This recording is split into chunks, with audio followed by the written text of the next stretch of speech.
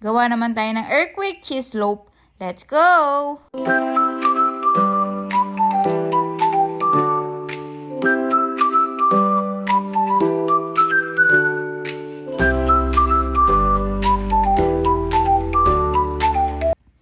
For this recipe, gagamit tayo ng 5 cups of red flour, half cup of white sugar, and half tablespoon of instant dry yeast.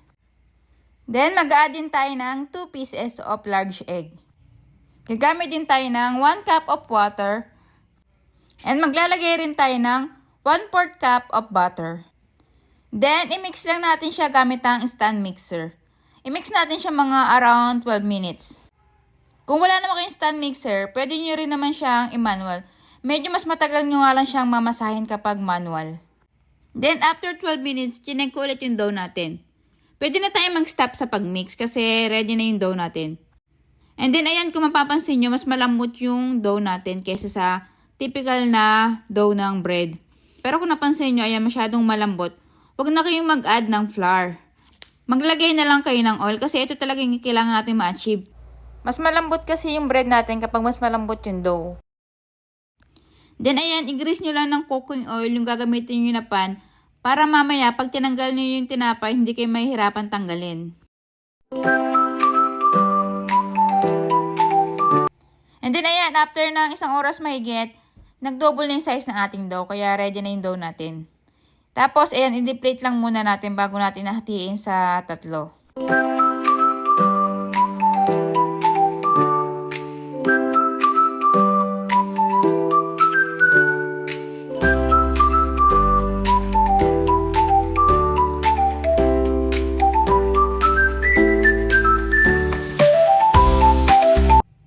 And then, ayan, after natin mahati yung mga dough natin, cover natin ulit para hindi ma-dry yung pinaka-dough. Kasi may tendency na kapag na-dry yung dough natin, titigas yung pinaka-tinapay. Tapos, ayan, for the fillings, nag-grate lang ako ng cheese.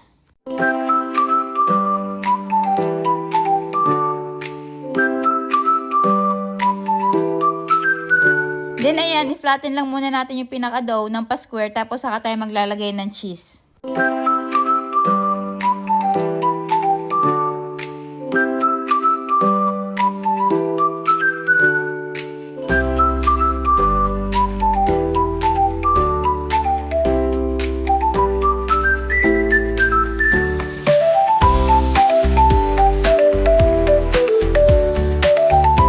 Then, ayan, pagkalagay natin ng cheese, i-roll nyo lang yung dough natin.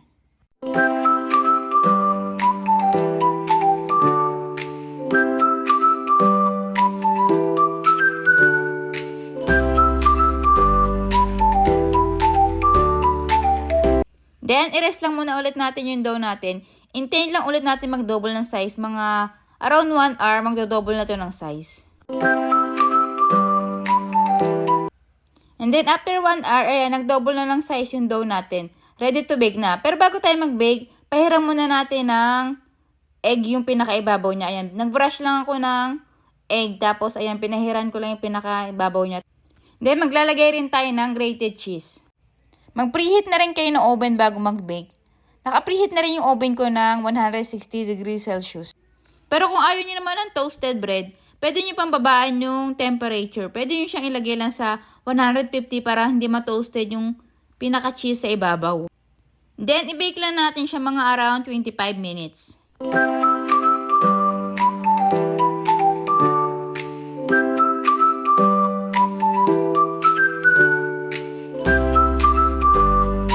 And then, ayan, after 25 minutes, luto na yung ating tinapay.